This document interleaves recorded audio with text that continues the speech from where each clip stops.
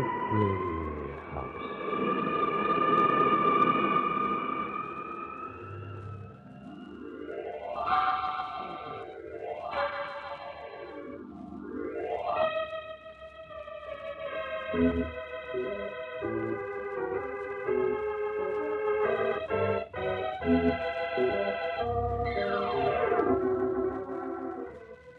Mystery House, that strange publishing firm owned by Dan and Barbara Glenn, where each new novel is acted out by the Mystery House staff before it is accepted for publication.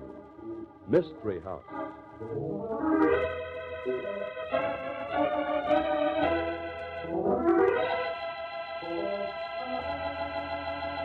Well, Barbie, you're looking very pert tonight. Well, thank you, kind sir. I'm going to play the part of a glamour gal in the story we're testing for a Mystery House novel tonight. You'll be a hit, baby.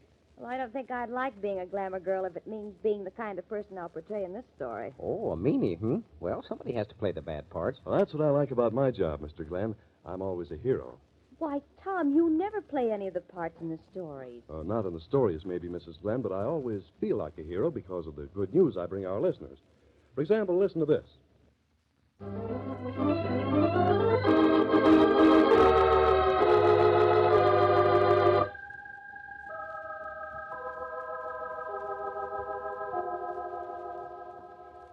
Okay, places, everybody. Set the scene for tonight's story, will you, Tom? Time to kill. Tonight's story opens in a swanky, nameless, exclusive little private club, hidden away on the street level of a fashionable hotel building. Andy Archibald, seer, sage, poet, philosopher, and press agent, has just taken a table in the almost deserted room. That's a sweet little racket of yours, Mike, calling this restaurant a club. You're getting a little mixed up, Andy. I don't let the customers insult me. I insult them. Oh, yeah. It's a club, not a restaurant. And you've made it very smart to be insulted by Michael, haven't you? You know, Mike, maybe you and I should change jobs. No, thanks. I'm making a good living, and you owe me a neat little bill for last month, Andy. Who's going to pay it? Why, my new client, of course, Michael. Client? When a cheap press agent starts talking about client... I'm not a press agent anymore, Michael. I've risen. I am now a public relations counsel. Yeah? Well, I'll be impressed when you pay last month's bill. Oh, come on. Get me a club sandwich and a cup of coffee. And your new client will pay for it, eh? Who is this new client? Get ready to bow your head reverently, Michael. It's the incomparable, the lovely, the glamorous Monica Manning. What? That... Now, look, Andy, I've always kind of liked you. Take a tip from Uncle Mike and run. She's poison. Oh, you wouldn't say that if you knew her, Michael. She's lovely. That's what it says in the movie magazines. She's a phony and a heel. Do tell. I didn't know you were a buddy of hers, Mike. Since when did you start traveling in her set? A long time ago, sonny boy. And her set ain't much, I'll tell you that. We jerked sodas together out of the same tap. Then surprise, Mike. She's going to meet me here. What? Got no right to bring her here. Why not? I have a card for this club, haven't I? When's she coming? I'm not going to be here. You think she wouldn't remember you, Mike? Say, she's as democratic and friendly as anybody you'll find. Nothing high-hat about her at all. Say, it'll give you a thrill. Thrill my eye. She wouldn't come here if she knew I ran the joint. I would... Ah, Monica. Andy, darling, I hope I haven't kept you waiting. Will you... Oh. Yeah. Go ahead. Sit down. Michael, what are you doing here? What am I doing here? I'm making a living. And a fairly honest one, too. I suppose I've got to wait on you. Now, Michael, is that any way? Turn off the charm, baby. The only effect it has on me is to make me a little sick of the stomach. I've seen some of your pictures, and you're just as lousy on the screen as off, baby. Mike, you've no right to talk like that. No? How about it, baby? Have I got a right to talk like that? Well, go ahead. Tell the man. Mike, you haven't cultivated any manners yet, have you? Just as much as peasant as ever. I bet you didn't learn much about peasants over in Europe with that count of yours, did you? Mike, Miss Manning isn't married. Ah, come on, Andy. Catch up with the score. I remember when it happened. Don't I, Monica? Really, Michael? Oh, don't give me that lofty dame stuff, baby. Count said he was going to make a lady out of you. Boy, what a job he was tackling. Mike, nobody knows about the Count. You'll have to keep quiet about it, understand? My career... A lot I care about your career or the Count. I could show you something, baby. Something that ought to mean a lot more to you than the Count or a career. Yeah, I got a notion to do it, too. Excuse me while I go to the phone. Mike, no. What? Don't get upset, Monica. Upset? Why wouldn't I be upset? He'll make a scene. I'll make a scene that's a Jim Dandy, baby. Oh, cut it out, Mike. No, I'm enjoying myself, Andy. Stick around. Maybe there'll be some laughs. Monica, we've got to get out of here. Come on. No, I can't leave, Andy. I'm supposed to meet my husband here.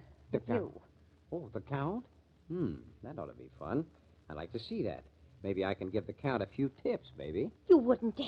Oh, wouldn't I? Andy, you wait here for the Count. Bring him to the hotel dining room. Afraid, baby? I don't choose to allow you to humiliate me. The hotel dining room, Andy. Right. Yeah, I should have let her have it. I should have... What's gotten into you, Mike? You acted like a crazy man. He's poison. Pure poison all the way. Who would ever have guessed you'd know a woman like Monica Manning well enough to talk to her that way? You really hate her, don't you? Well, I couldn't bother hating anybody else, Andy, because maybe I wouldn't have enough hate left to concentrate on that dame. What's it all about? Nothing you'd want to use as a press agent. That's for sure. Well, you still want that sandwich and cup of coffee? I'll go back to the kitchen and get it for you if you do. No, just the coffee, I guess. I'll drink it while I'm waiting for the Count. Okay. I'd kind of like to see that Count myself. Oh, Count. Oh, oui. I thought Monica was to be here waiting for me. There's been a little change in plans, Count. Sit down. Changing plans. See here, Andy. No. Don't get excited, Count. There's nothing wrong. It's just that Monica had to change the meeting place. Here's your coffee, Andy. Oh, now don't tell me that this is a Count. What? Oh, now, Mike, listen. Well, I had always thought royalty was supposed to be kind of glamorous. He's just funny. And Count, your babe stood you up. Babe, see here, my man. You'll use respect in addressing me. You want to bet? You're just one of the boys here. I don't suppose I ought to take time to drink this. Monica will be waiting for us, Count. What time is it? 7 o'clock, right on the nose. Then I'm supposed to take my pills. Wait, please. Get me a drink of water. You. You can wash him down with Andy's coffee. You. All right. What kind of pills are they, Count? For a fever. Monica gave them to me. The pollen in the air around here is simply devastating, and Monica says these have helped her. Well, I'd be afraid of anything that dame gave me. But go ahead. What? You are very impertinent. Oh, never mind him, Count. Come on, take the pills and let's get going. Here's the coffee. Thank you. But where is my wife? Shh, not so loud, Count. For movie contract, remember? No husband. Oh, stupid. Now, let's see. 2 pills. Yeah, oui. Yeah. Autre sang. Now, let's find Monica. What's the hurry, Count? Stick around. I might even tell you some things about Monica way back when her name was Molly. I'm sure I shouldn't be interested. And I find your coffee as distasteful as your conversation. Come, let us... What's wrong, Count? What's the matter? I can't see. Everything is black, dizzy. Walls, no. Mike, what? He's fainted. Yeah. Just a second. Faint at my eye. What? When there's no breath and no heartbeat, it ain't a faint, Andy. It's death.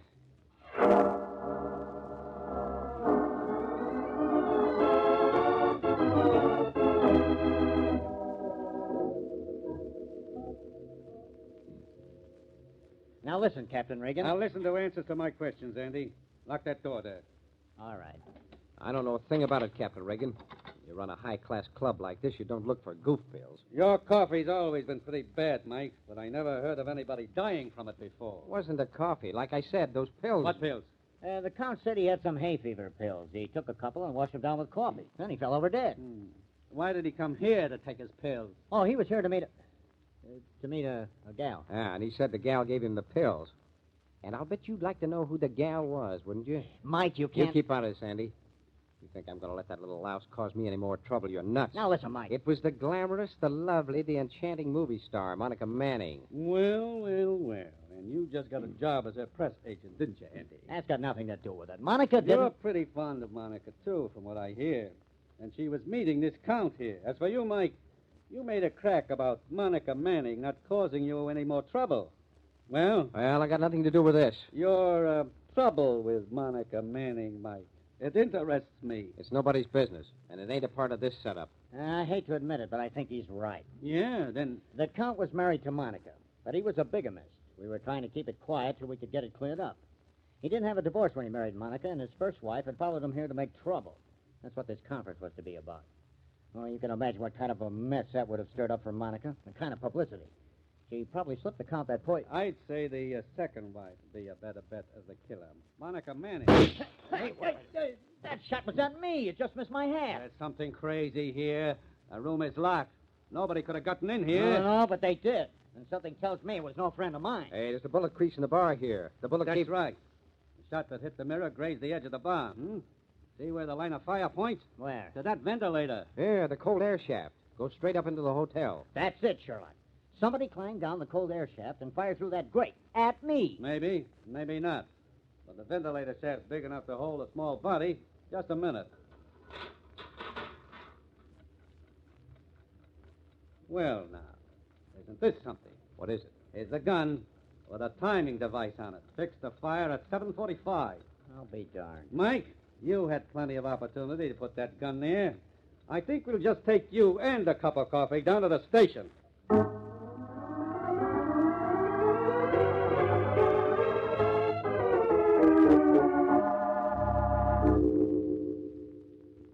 You get in my hair, Andy. What now? I've got something that'll get Mike out of trouble, Regan. Oh, you found out there was no poison in the coffee, huh? The coroner's office just called me. Yeah, and the pills. There was nothing wrong with them either. That lets Mike and Monica both out. But the guy die of fright. The laboratory says the poison in the Count's stomach had been there a couple of hours before he died. You know, a delayed action job. A kind of poison which would take effect in from an hour and a half to 2 hours. And somebody poisoned him who knew about those pills. And maybe somebody who knew he was going to Mike's club to meet Monica. Somebody who wanted to make it look as if Monica or Mike killed him. Yeah, but I don't get the gun in the ventilator. You know what I think? I think the Count had somebody plant that there. But why? His first wife had found out he'd married Monica, and the Count had to get rid of her.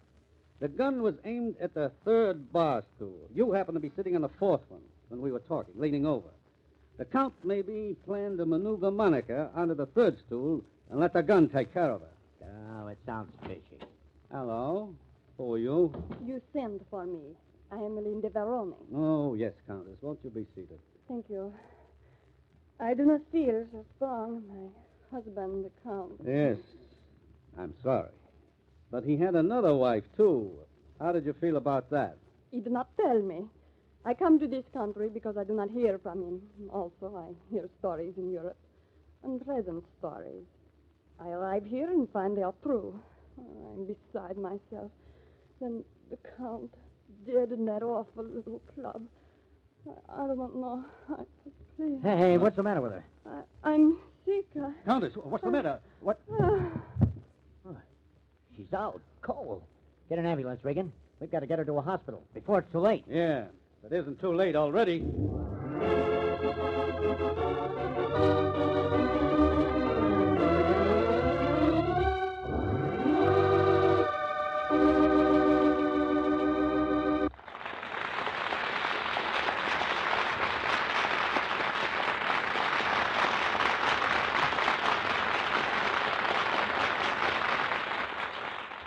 Mysterious Count de Veroni murdered for sure. A second unsuccessful murder attempt. And the third one, is it successful or not? Well, we'll find out in the second act of tonight's story.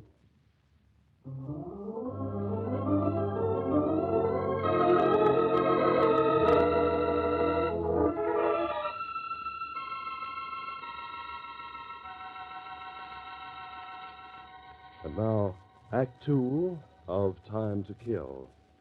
Publicity agent Andy Archibald has just gone to the apartment of the beautiful Monica Manning, and Monica seems terribly nervous.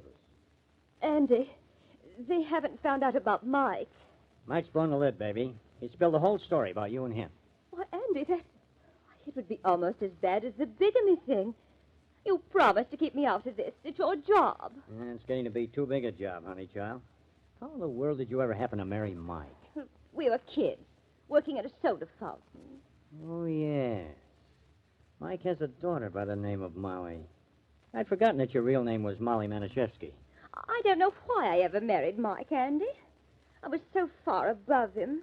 The Count recognized it. He took me to Europe when little Molly was only a couple of months old. You can see I had to skip out, can't you? I couldn't take the baby, of course. The Count educated me. He gave me everything. You can see it was the only logical thing for me to have done, can't you, Andy? It gave me the opportunities I needed. I had to do it. You can see that, Andy? I can see you didn't give me the whole story, baby. Now, about the murder. Murder? What are you talking about? With what you've done to Mike and that kid, I wouldn't put murder past you at all, Monica. Andy, you mustn't talk like that. You're my publicity man. Look, Captain Regan's coming up here. He's on his way now. Well, tell him I don't know anything about it. I'm afraid you'll have to tell him yourself, Monica. You should have told me when you were planning homicide. Maybe I could have covered up for you. I didn't kill the Count. If I were you, I wouldn't deny that the Count was causing trouble. Have you told Regan he was trying to blackmail me? No. Well, then I'll tell him. It was a shakedown, pure and simple. You know that. You can swear it. I don't know whether that's so good or not. But why? When they find the Count was taking $100,000 from you to keep his wife from marrying that bigamy thing, well, it wouldn't help you much on the murder rap, would it? Well, I don't know. But I didn't kill him. Maybe not. But you were the person who made the date with him to meet in Mike's club. You knew about it 2 hours early.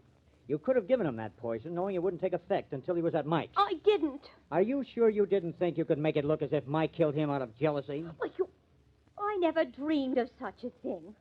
Mike isn't jealous. He hates me. And there was just one other person who could blackmail you with this bigamy thing. The Count's real wife, Helene de Veroni. And she had an accident. Only we got her to the hospital in time to save her. You really think I tried to kill her? That I killed the Count? Cards are stacked against you, Monica. I'm asking you to give it to me straight. I can't help you unless you tell me what really happened. Maybe we can make it look like self-defense.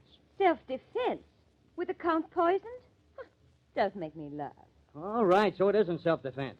The point is, you'll have to trust me if you want to get out from under that. Just a minute, the phone. Hello? Who? No, Captain Regan isn't here yet. What? I'll take it. Hello? Yes? You say the woman took that poison herself? But I can't believe... Oh, it wasn't poison. Sleeping pill. To make it look as if she'd been poisoned, too. And she's admitted it? Wonderful. She did it. She killed the Count and tried to throw suspicions away from herself by taking sleeping pills. Quiet. Yes, I'll tell Regan as soon as he gets here. Thank you. Goodbye. Now maybe you'll believe me. But why would she kill the Count? Oh, you fool. So she could get the money. The blackmail money I was paying. She was his legal wife. Yeah. And with the Count out of the way, she'd get all the money you'd given him. Oh, that must be Captain Regan now. Well, I'm ready for him. Captain Regan, come right here. You act like you're glad to see me. Hi, Andy. Hi. She is glad to see you, Regan, because we've broken your case for you. Helene de Veroni's confessed that her poisoning was a hoax, that she took sleeping pills. It clears up the whole thing. She had motive for killing the Count. His marriage to me, blackmail money, revenge. It's so plain, so simple. I see what you mean. Oh, the phone again. Probably for me. Hello? What? Yes, he's here. Thanks. Hello? Oh, hospital, huh? Yeah? What? You blundering fools. How? What? How long it... Well, I'll get there as fast as I can. Goodbye. What now? Helene de Veroni's escaped from the hospital. Got her clothes and skipped out. Got past everybody. Come on. We'll go to the hospital and see what we can find out about it. You go ahead. I'm going somewhere else. Where? Maybe it's just a hunch, but I think I can find her. I'll check with you later. Okay, but stay out of trouble. I'll certainly try to, Regan. Same to you.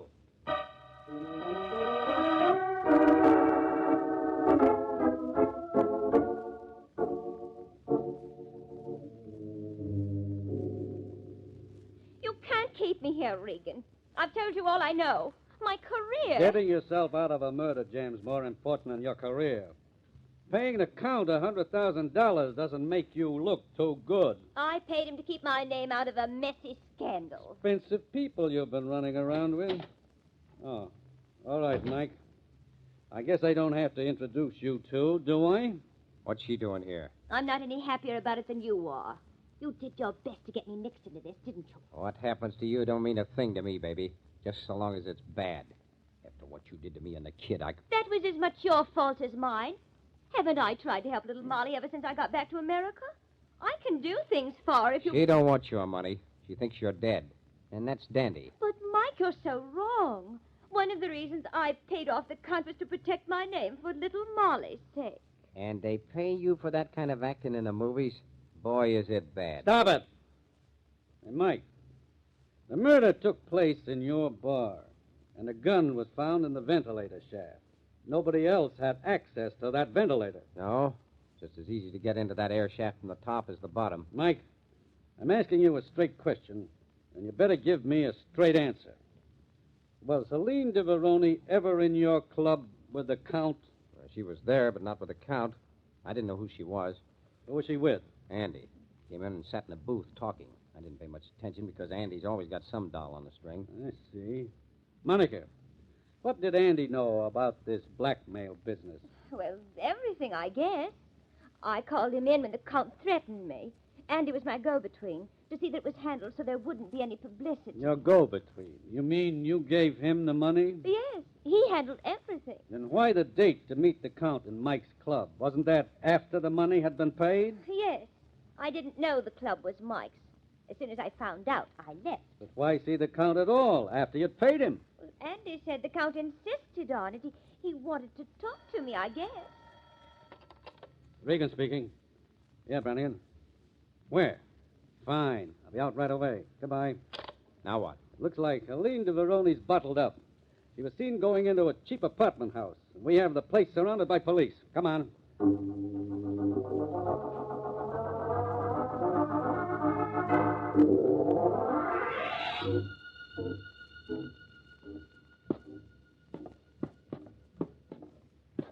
Third floor. I hope she's here. You stay behind me, Monica. Maybe some shooting.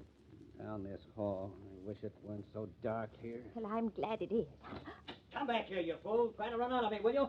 I'll show you who to get smart with. Mars, is it Andrew? And who has the money? Au revoir. Oh, no, you... Oh, my arm. This is it. Come on, Mike. Yeah. Locked. I might have known. Yeah. Andy, put down that gun. Help me. Regan, you... Take a look at the girl, Mike. He got her just as we broke in. Oh, her dress. It's covered with blood. Yeah, she's dead. You shoot to kill, don't you, Andy?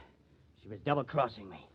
I was getting the money back for you, Monica, but Regan had to shoot me in the hand. Now, isn't that just dandy? You were getting the money back for Monica.